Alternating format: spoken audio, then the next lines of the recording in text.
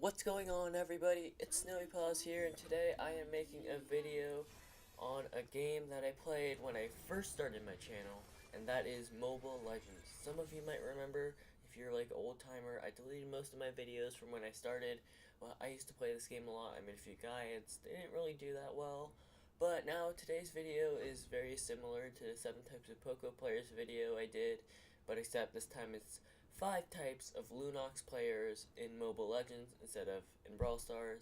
So I hope you guys enjoy, and let's get started. First off, we have the Dark Side Lunox.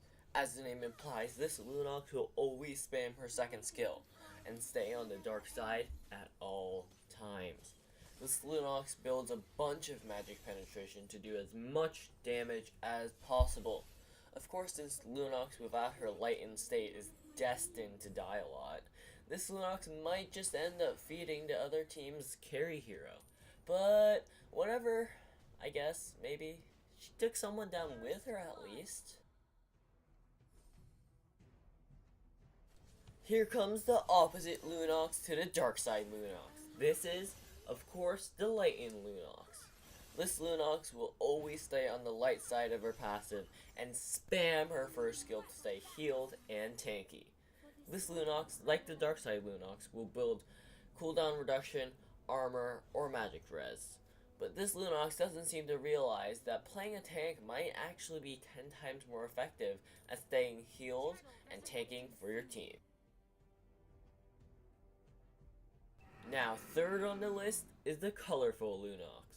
This Lunox likes both sides of her passive, so she doesn't die as often as the dark side Lunox, but on the other hand, this Lunox really likes the rainbow thingamabobber that comes out of her second skill.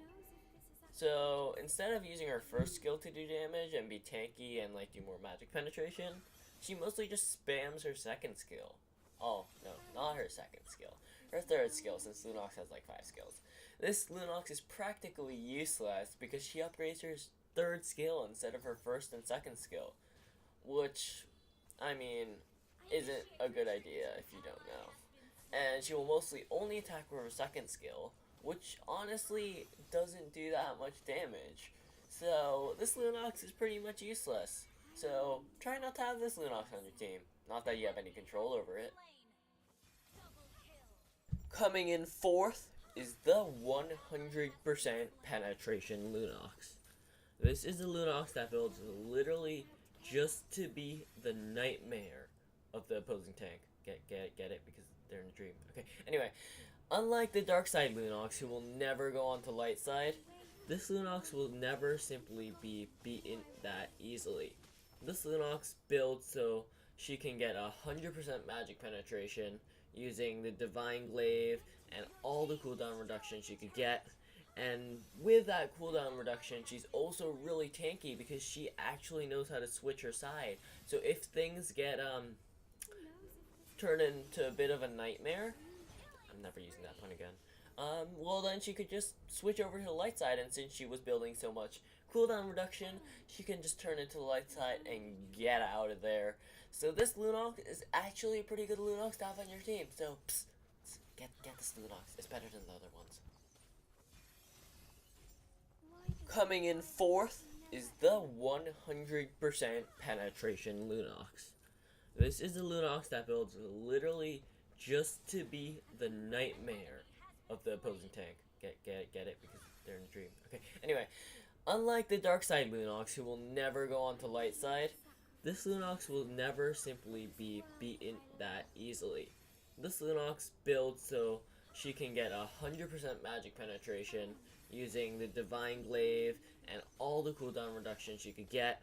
And with that cooldown reduction, she's also really tanky because she actually knows how to switch her side. So if things get turn into a bit of a nightmare, I'm never using that pun again. Well then she could just switch over to the light side, and since she was building so much cooldown reduction, she can just turn into the light side and get out of there. So this Lunox is actually a pretty good Lunox to have on your team. So get this Lunox. It's better than the other ones. Coming in last and fifth is probably the worst Lunox you could ever ask for. This is the jungler Lunox. As you can already tell by the name of this Lunox thinks she's an assassin and spends the whole game in the jungle stealing creeps from your assassins. This Lunox carries retribution for the sole purpose of stealing the buff that your assassin was working on. This Lunox will never enter a fight with someone unless they just stole her jungle creep. This happens with your own teammates too, so maybe you shouldn't steal her jungle creep. I don't know what will happen, but something bad will happen.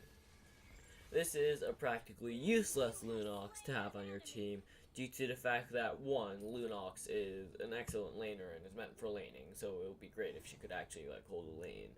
And 2, because she's eating all of the money and EXP from the jungle, but never actually fighting to win the game. I don't know what I was doing with that weird voice. Can someone tell me? Maybe the jungler Lunox was taking it from me. Okay, anyway. Done with the jungler Lunox. I don't want to talk about it anymore. I have too many of those jungler Lunoxes in my game. I'm gonna stop talking. See you at the outro.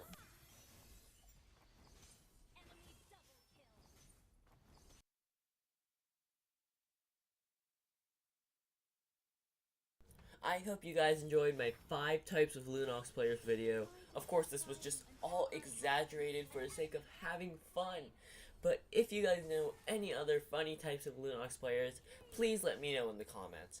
Thank you all for watching, and see you next time.